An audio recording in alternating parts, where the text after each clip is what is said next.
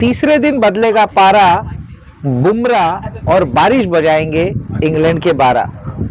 जी हाँ, अब तो एक यही उम्मीद है कि जसप्रीत बुमराह एकमात्र भारतीय गेंदबाजी के खेवनहार बने हुए हैं, क्योंकि बाकियों ने तो कुछ किया ही नहीं।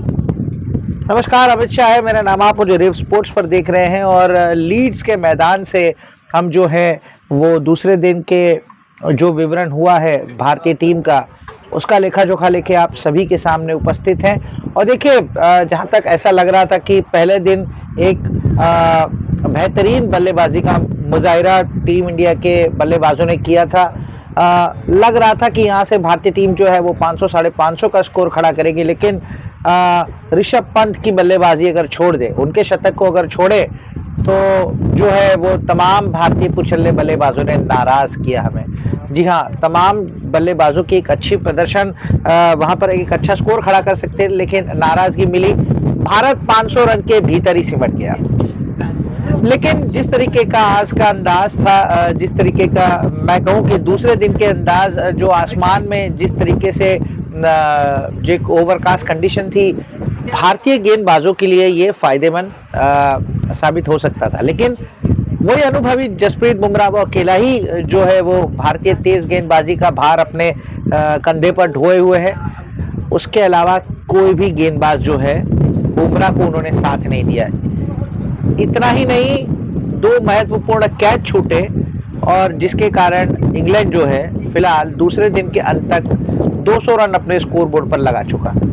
अधूरे में पूरा जसप्रीत बुमराह आखिरी ओवर दिन की गेंदबाजी करने आए, विकेट जा चुका था, लेकिन अंपायर ने नो बॉल करार दे दिया। लगातार 3 नो बॉल, मतलब एक रूप से कहे तो आज जो है, आज नसीब जो है वो कहीं ना कहीं 2 कदम टीम इंडिया के पीछे रहा।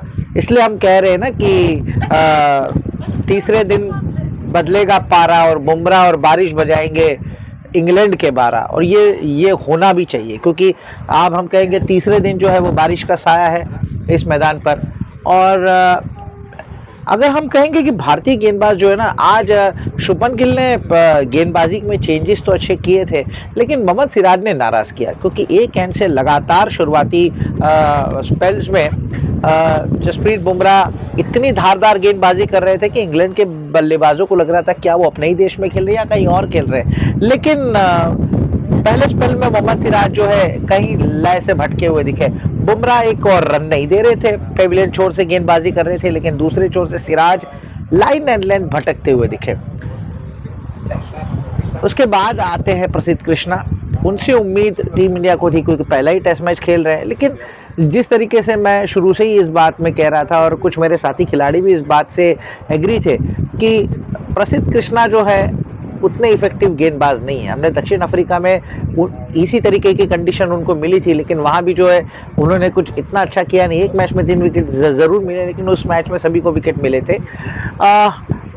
आज निराश किया है प्रसिद्ध कृष्णा ने, और खासकर बेन टकेट ने जिस तरीके से उनके पहले शुरुआती ओवरों में 32 रन जो जड़े, कहीं ना कहीं वो अपने लाइन लेंथ से भटक गए। प्रसिद्ध कृष्णा ऐसी कंडीशन के लिए अच्छे गेंदबाज माने जाते हैं, क्योंकि स्विंग उनका मुख्य हथियार है, और अगर आप ऐसे विकेट पर स्विंग नहीं कर पाएंगे तो फिर क्या ही मामला होगा। लेकिन मैं जो आपको कहूँ कि वो जो एक 2 घंटे का सत्र था जहाँ पर ओवरकास्ट वेदर था, वहाँ भारतीय टीम को फायदा लेना था। बेन टकेट का विकेट उन्होंने कैच छोड़ दिया, ओली पोप का कैच उन्होंने छोड़ दिया, ये कहीं ना कहीं भारी पड़ा। यहाँ पर शतक आया है उनके बल्ले से, मैं वही कहूँगा। और अर्धशतक तो बेन टकेट भी मार के गए। जो रूट लोकल बॉय हैं, अच्छी बल्लेबाजी उन्होंने भी करी है, लेकिन देखिए 3 विकेट इंग्लैंड ने गंवा दिए हैं। चौथा विकेट जा सकता था, लेकिन नो बॉल हो गई। मैं यहाँ पर शुभमन गिल से और एक बात से थोड़ा खफा हूँ। अगर आपने शार्दुल ठाकुर को टीम में लिया है, तो उनको इतने लेट आपने गेंदबाजी के लिए क्यों आप ले आए? देखिए 22 ओवर में आप रविंद्र जडेजा को ले आए थे। मैं मानता हूँ कि ये विकेट पर जो है वो शायद स्पिनर इफेक्टिव साबित हो सकते थे, लेकिन वो कौन से स्पिनर होते? कुलदीप यादव। आपने टीम सिलेक्शन में शायद गलती कर दी। आप वो जो है ना, वो 1-2 दिन के जो 1-2 सेशन के जो ओवरकास्ट के चक्कर में कहीं ना कहीं आप धोखा खा गए, कहीं चकमा खा गए, मुझे ऐसा लग रहा है। अगर इस विकेट पर कुलदीप यादव अगर खेलते बतौर गेंदबाज, तो मेरे हिसाब से जो है ना, यहाँ पर फिलहाल इंग्लैंड की टीम के रन और विकेट के आंकड़े में 3 विकेट नहीं, लगभग 6 या 7 विकेट होते। लेकिन ठीक है,